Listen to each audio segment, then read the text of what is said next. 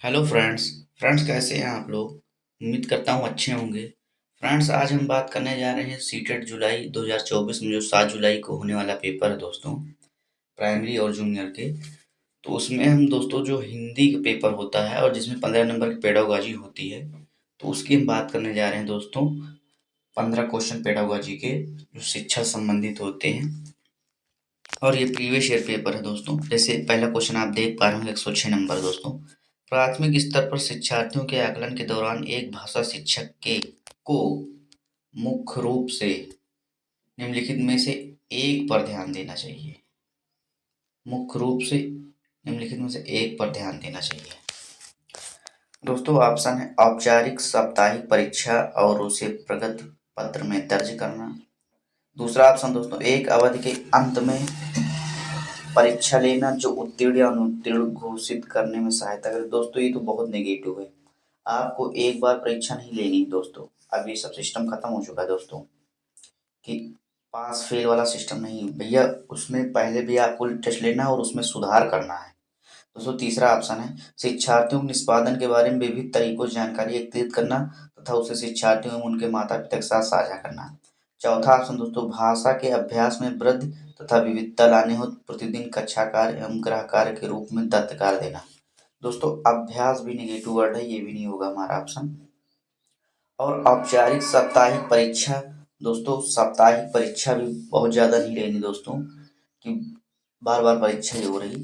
तो हमारा दोस्तों तीसरा ऑप्शन सही हो जाएगा, जैसा कि आप लोग देख पा रहे होंगे कि शिक्षार्थियों के निष्पादन द्वारा विभिन्न तरीकों से जानकारी एकत्रित करना तथा उसे शिक्षार्थियों एवं उनके माता पिता के साथ साझा करना। दोस्तों उम्मीद करता हूँ आप लोग समझ पाए होंगे क्वेश्चन को। दोस्तों जैसा कि इसमें आप ये देख पा रहे होंगे, निष्पादन जैसे है, निष्पादन मतलब दोस्तों विविध, मतलब आप क्या सार निकल रहा दोस्तों, ये है निष्पादन का अर्थ है दोस्तों उपलब्धि। एक शब्द में हम बोल सकते हैं उपलब्धि, मतलब, और इसे बोल सकते हैं दोस्तों शिक्षार्थी ने किसी विषय के बारे में क्या उपलब्धि प्राप्त की। इसका मतलब दोस्तों निष्पादन का मतलब ये होता है उपलब्धि, या एक विषय के बारे में क्या उपलब्धि प्राप्त की। दोस्तों तीसरा ऑप्शन सही हो जाएगा। दोस्तों 107 नंबर क्वेश्चन देखते हैं। बच्चे एक या एक से अधिक भाषाओं के ज्ञान के साथ विद्यालय में आते हैं। बात सही है बिल्कुल। फिर है दोस्तों, एक से अधिक भाषाओं का ज्ञान बच्चों को सहायता करना है अन्य भाषाओं एवं नए विषयों का आसानी से सीखने में। दोस्तों फिर दूसरा ऑप्शन, राष्ट्र के रीति रिवाजों एवं अन्य संस्कृतियों को समझने में। तीसरा ऑप्शन दोस्तों, अन्य विद्यार्थियों के साथ न जोड़ने तथा संवेदनशील होने में। दोस्तों ये तो बिल्कुल नेगेटिव ऑप्शन है, ये तो हो ही नहीं सकता। न जोड़ने की कोई बात नहीं भैया। अधिक अंक, अंक बहुत नेगेटिव वर्ड है दोस्तों। मैंने कई बार बताया कि अगर क्वेश्चन में पॉजिटिव पूछा गया तो नेगेटिव उत्तर नहीं होगा दोस्तों। जैसे पॉजिटिव पूछा गया, अंक प्राप्त करने के लिए, अंक प्राप्त करना भी दोस्तों नेगेटिव है। उन भाषाओं के लिए सीखने में ये भी हो जाएगा। तो बचे हमारे पास दो ऑप्शन दोस्तों, एक से अधिक भाषाओं का ज्ञान बच्चों को सहायता करता है राष्ट्र के रीति रिवाजों एवं अन्य संस्कृतियों को समझने में, अन्य भाषाओं एवं नए विषयों को आसानी से सीखने में। दोस्तों आप खुद समझ पा रहे होंगे दोनों ऑप्शन में पहला ऑप्शन हमारा ज़्यादा सही है, क्योंकि भाषा से रिलेटेड है और यहाँ पर भाषा की बात की गई, यहाँ पर भी भाषा की बात की गई। लेकिन दूसरे ऑप्शन में भाषा की कहीं बात नहीं की गई है दोस्तों, इसलिए गलत हो जाएगा ये। 108 नंबर क्वेश्चन देखते हैं दोस्तों। कक्षा 3 के विद्यार्थी की कॉपी को देखते समय भाषा की शिक्षिका ने कुछ त्रुटियां देखी और महसूस किया कि। ऑप्शन दोस्तों, बच्चे लापरवाह हैं इसलिए वे त्रुटियां करते हैं। नहीं भैया, ये नेगेटिव ऑप्शन दोस्तों। बच्चों को कभी गलत नहीं बोलना दोस्तों, ये चीज ध्यान रखिएगा आप लोग। बच्चे, दूसरा ऑप्शन दोस्तों, बच्चे त्रुटियां करते हैं हम दोहरा रहे हैं क्योंकि इसके लिए वे उन्हें दंड नहीं दे रही। ये भी दोस्तों नेगेटिव नहीं हो सकता। ऑप्शन पॉजिटिव होगा दोस्तों हमारा सही, क्योंकि पॉजिटिव पूछा गया है। बच्चों की त्रुटियां स्वाभाविक है और उनमें अधिगम की संकेतक, अधिगम का मतलब सीखने से संबंधित होता है दोस्तों। चौथा ऑप्शन दोस्तों, एक शिक्षक के रूप में उसे इस प्रकार की त्रुटियों पर ध्यान नहीं देना चाहिए, ध्यान देना चाहिए दोस्तों। हमारा तीसरा ऑप्शन सही हो जाएगा, पूरा पढ़ने की कोई जरूरत नहीं दोस्तों। दोस्तों आप डेली क्लास लेते रहिए, आपको खुद समझ में आ जाएगा। ये एक दिन से नहीं होगा दोस्तों, खुद भी प्रीवियस ईयर पेपर ले लीजिए और उसे भी लगाइए और यहाँ भी क्लास में लीजिए, आपका बिल्कुल क्लियर हो जाएगा दोस्तों, कोई दिक्कत नहीं होगी। प्रैक्टिस पे है दोस्तों, ये भी ध्यान दीजिएगा आप लोग। एक दिन से होने वाला नहीं कुछ, कि एक दो दिन या 20 दिन कर लिए कुछ नहीं, मतलब अभी टाइम है 2 महीने का पूरा, तो डेली करिए आप, अच्छे नंबर आ जाएंगे दोस्तों। 109 नंबर क्वेश्चन दोस्तों, वाइगोत्स्की के अनुसार बच्चे साथियों के साथ सामाजिक अंतरक्रिया से सीखते हैं, एक भाषा शिक्षक के रूप में। दोस्तों जीन पियाजे और वाइगोत्स्की, ये मैंने बताया भी था कि ये हर सब्जेक्ट में आ जाता है दोस्तों, जो मैंने सीडीपी में बताया दोस्तों। और इसकी वाइगोत्स्की जी की एक अलग पूरी क्लास कराई है, देखिए हिंदी में भी मिल रहा है, जीन पियाजे में भी हिंदी में मिलता है, हर सब्जेक्ट में मिलेगा दोस्तों। एक बार आप उसे वीडियो को जाके देख लीजिए, पड़ी हुई है दोस्तों यूट्यूब चैनल पे अपने। दोस्तों ऑप्शन है, अपने पाठ की इस तरह से योजना बनाएं कि वे कक्षा में अकेले बैठें तथा कक्षा में अंतरक्रिया एवं बातचीत किए बिना कार्य करें।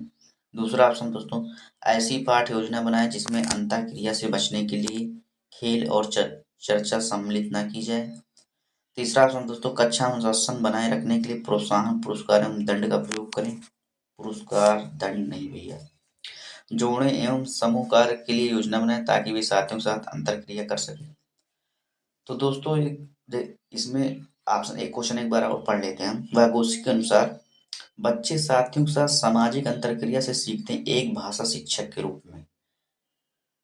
तो दोस्तों इसमें जैसा कि आप देख पा रहे होंगे, पहला ऑप्शन है, अपने पाठ की इस तरह से योजना बनाएं कि वे कक्षा में अकेले बैठें तथा कक्षा में अंतरक्रिया एवं बातचीत किए बिना कार्य करें। भैया जब साफ साफ सामाजिक अंतरक्रिया की बात कर रहा है तो अकेले की कोई बात ही नहीं है, ये तो गलत हो गया दोस्तों। ऐसी पाठ योजना बनाए जिसमें अंतरक्रिया से बचने की कोई बात नहीं गई है भैया, सामाजिक में जोड़ने की बात की गई है, सम्मिलित करना है, ये दोस्तों नेगेटिव। तो दोस्तों हमारे पास चौथा ऑप्शन बचा, जोड़े एवं समूह कार्य के लिए योजना बनाए ताकि वे साथियों के साथ अंतरक्रिया कर सकें। कि सामाजिक की बात कर रहा है दोस्तों, समाज में तो जोड़े एवं समूह बनेंगे ही दोस्तों, तभी सामाजिक विकास होगा। सो 10 नंबर क्वेश्चन देखते हैं दोस्तों। भारतीय कक्षाएं बहुभाषी कक्षाएं होती हैं।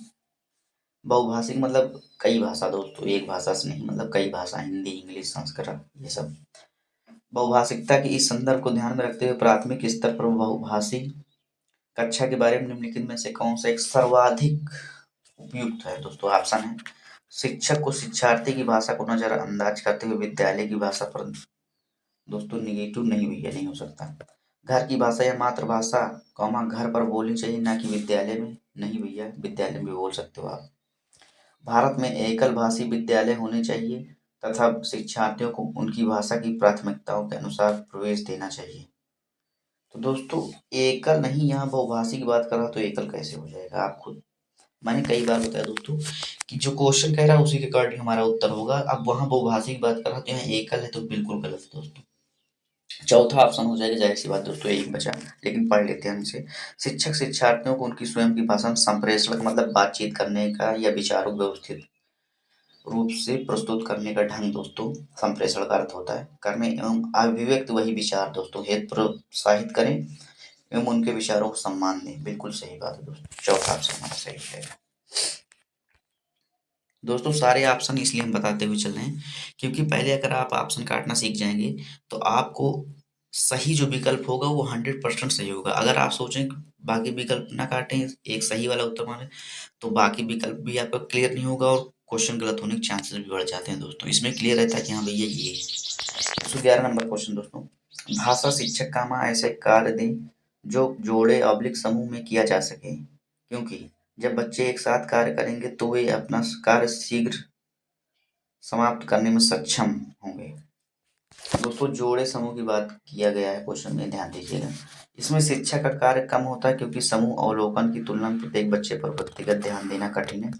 तीसरा ऑप्शन दोस्तों, इस प्रकार के अर्थपूर्ण कार्यों से बच्चे एक दूसरे की सहायता करते हैं एवं सीखते हैं। चौथा ऑप्शन दोस्तों, यह उनके बीच अधिक अधिक अंक नहीं भैया, प्रतियोगिता निगेटिव, ये तो होगा ही नहीं। तीसरा चौथा ऑप्शन बचे हमारे पास दोस्तों 3 ऑप्शन, पहला, दूसरा, तीसरा। तो दोस्तों जैसा कि पहला क्वेश्चन एक बार तो और देख लेते हैं, भाषा शिक्षक ऐसा कार्य दें जो जोड़े ऑब्लिक समूह में किया जा सके। तो पहला ऑप्शन दोस्तों, जब बच्चे एक साथ कार्य करें तो अपना कार्य शीघ्र, शीघ्र नहीं भैया, शीघ्र की बात नहीं, इसमें शिक्षक का कार्य कम नहीं भैया, व्यक्तिगत ध्यान देना कठिन नहीं, ये सब गलत दोस्तों। इस प्रकार के अर्थपूर्ण कार्यों से बच्चों एक दूसरे की सहायता करते हैं। ये देखिए दोस्तों, जोड़े समूह एक दूसरे की सहायता, मैंने बताया ना, जो क्वेश्चन कहेगा उसी के अकॉर्डिंग हमारा उत्तर होगा। वहां जोड़े की बात की गई, तभी एक दूसरे की सहायता, यही ऑप्शन हो जाएगा हमारा सही। क्योंकि समूह, पहला दूसरा ऑप्शन, क्योंकि समूह अवलोकन तुलना में प्रत्येक बच्चे पर व्यक्तिगत ध्यान देना कठिन है, कठिन नहीं है दोस्तों, गलत। 112 नंबर क्वेश्चन दोस्तों, अध्यापक का अपनी कक्षा में इस बात पर ध्यान जाता है कि एक बच्चे को भाषा पढ़ने एवं समझने में कठिनाई हो रही है। मतलब एक टीचर दोस्तों, वो अपनी कक्षा में इस बात पर ध्यान देता है कि केवल एक बच्चे को भाषा पढ़ने एवं समझने में कठिनाई हो रही है। यह लक्षण हो सकता है दोस्तों, भाषा पढ़ने की बात की गई, समझने की। गणित में अक्षमता, ये तो गलत है दोस्तों। लिखने में अक्षमता, प्रयोग या अभ्यास करने में अक्षमता, पढ़ने में अक्षमता। दोस्तों आप समझ ही गए होंगे, भैया लिखने की कोई बात नहीं की गई है क्वेश्चन में, तो कैसे हो जाएगा हमारा उत्तर। प्रयोग या अभ्यास की कोई बात नहीं की गई, तो कैसे हो सकता हमारा उत्तर। पढ़ने की बात की गई, पढ़ने में अक्षमता, डिस्लेक्सिया दोस्तों, बहुत आता है दोस्तों, सीडीपी में भी, इसमें भी। 113 नंबर क्वेश्चन देखते हैं। निम्नलिखित में से कौन सा कथन प्राथमिक स्तर पर आकलन करने के संदर्भ में सही है। आकलन प्रत्येक सत्र के अंत में नहीं भैया, मैंने अभी बताया दोस्तों। आकलन राज्य आधारित प्रक्रिया होनी चाहिए तथा राज्य द्वारा पूरे राज्य में एक साथ ही आयोजित करनी चाहिए। तो तीसरा ऑप्शन देखते हैं, आकलन विद्यालय आधारित तथा शिक्षण अधिगम प्रक्रिया के साथ समावेशित होनी चाहिए। आकलन वर्ष में एक बार आयोजित करना चाहिए। दोस्तों वही बात देखिए, बार बार अंत में एक बार, बात वही है दोस्तों, दोनों गलत हो गया। हमारे पास बचा दो ऑप्शन दोस्तों, आकलन राज्य आधारित प्रक्रिया होनी चाहिए तथा राज्य द्वारा पूरे राज्य में एक साथ नहीं भैया, हो सकता है कहीं बाढ़ आई हो या कोई दिक्कत हो तो समय बदला भी जा सकता है, ऐसी बात नहीं कि एक साथ हो। आकलन विद्यालय आधारित दोस्तों, सरकार से नहीं, क्योंकि विद्यालय जितना बच्चों को जानता है उतना गवर्नमेंट नहीं जानती। शिक्षण अधिगम प्रक्रिया के साथ समावेशित होनी चाहिए दोस्तों, बिल्कुल सही बात है। 114 नंबर क्वेश्चन दोस्तों, निम्नलिखित में से आप किसी भाषा की कक्षा हेतु प्रामाणिक सामग्री के रूप में स्वीकार करते हैं। आप भाषा की कक्षा हेतु पाठ्य पुस्तक, कार्य पुस्तिका, समाचार पत्र, पूरक पुस्तिका। तो दोस्तों इसमें हमारा ऑप्शन सही हो जाएगा समाचार पत्र भैया, पाठ्य पुस्तक भी नहीं, कार्य पुस्तिका, क्योंकि प्रामाणिक सामग्री समाचार पत्र ही प्रमाणिक है दोस्तों। 115 नंबर क्वेश्चन देखते हैं, काफी सेशन लंबा हो गया दोस्तों। भाषा अधिगम के लिए सामग्री तैयार करने के सिद्धांतों में से एक है, प्रत्येक आयु वर्ग के लिए जटिल सामग्री चुनी जानी चाहिए। नहीं भैया, सामग्री औचित्यपूर्ण तरीके से स्तरानुसार होनी चाहिए, बिल्कुल सही बात। किसी प्रकार की सामग्री चुनी जा सकती नहीं भैया, सामग्री छोटी तथा सीमित होनी चाहिए, ऐसी भी कोई बात नहीं दोस्तों, ये सब गलत है दोस्तों, हमारा दूसरा ऑप्शन सही हो जाएगा। तो 16 नंबर है दोस्तों, भाषा अर्जन होता है जब बच्चों के व्याकरण के नियम बिल्कुल दोस्तों नेगेटिव, बच्चों को पुरस्कार नेगेटिव भैया, बच्चों को भाषा के अवसर मिलते हैं, बच्चा बिना सचेतन ध्यान के भाषा ग्रहण करता है, भाषा अर्जन होता है। भाषा अर्जन का मतलब दोस्तों आप पहले जान लीजिए कि मतलब इसमें भाषा अर्जन उस पर कहते हैं जिसके द्वारा बच्चा भाषा को ग्रहण करने एवं समझने की क्षमता अर्जित करता है और बातचीत करने के लिए शब्दों एवं वाक्यों का प्रयोग करता है। भाषा अर्जन के समय बच्चे को सचेतन ध्यान देने की आवश्यकता नहीं होती। तो मतलब दोस्तों बच्चे के अवसर मिलता है ये भी नहीं, भाषा के अवसर मिलते हैं ये भी नहीं होगा, बिना सचेतन ध्यान की भाषा ग्रहण करता है। भाषा अर्जन का मतलब जैसे उसका भाषा पे उद्देश्य नहीं, खेल रहा है कोई, क्रिकेट खेल रहा है या कुछ भी खेल रहा है, भाषा सीख रहा है दोस्तों, अर्जन कर रहा है, यही है दोस्तों। भाषा के उत्पादन कौशल है पठन तथा लेखन, पठन तथा श्रवण, पठन है दोस्तों, वो पवन लिख गया गलती से, वाचन तथा लेखन, वाचन तथा श्रवण, उत्पादन कौशल है दोस्तों। तो दोस्तों उत्पादन में जैसे, उत्पादन का मतलब दोस्तों यहाँ से है, समझिए आप कि भैया जैसे हमारा ध्यान होना चाहिए, ये नहीं कि हम जैसे इसमें पठन तथा लेखन, लेखन में कौन सा विशेष ध्यान होगा, नकल लिख रहा पता लगा बच्चा देख के, कोई ध्यान नहीं, पठन में ज्यादा ध्यान नहीं। वचन, वाचन तथा श्रवण है दोस्तों, तो बोलने तथा श्रवण, बोलने में तो ध्यान देगा, श्रवण में, लेकिन जो श्रवण है इसमें हो सकता है, लेकिन दोस्तों जो श्रवण है, श्रवण में पता नहीं सुन रहा है क्या कर रहा है, तो ये उत्पादन कौशल के अंतर्गत नहीं आएगा, ये भी नहीं होगा, ये भी नहीं होगा दोस्तों। हमारा तीसरा ऑप्शन सही हो जाएगा। बोलेगा लिखेगा तभी उसका ध्यान, पूरा ध्यान रहेगा दोस्तों, मतलब अपने माइंड को कंसंट्रेट करेगा, क्योंकि बोलने में भी पूरा ध्यान लगाना पड़ता है कि हम क्या बोल रहे हैं, गलत तो नहीं बोल रहे हैं, और लिखने में भी दोस्तों गलत तो नहीं लिखना है। यहाँ पठन है तो ये नेगेटिव हो गया दोस्तों, इसकी वजह से लेखन सही था गलत हो गया। पठन सही था, पठन गलत, इसमें तो पठन और श्रवण दोनों गलत है दोस्तों। तीसरा ऑप्शन सही हो जाएगा। 118 नंबर क्वेश्चन देखते हैं दोस्तों।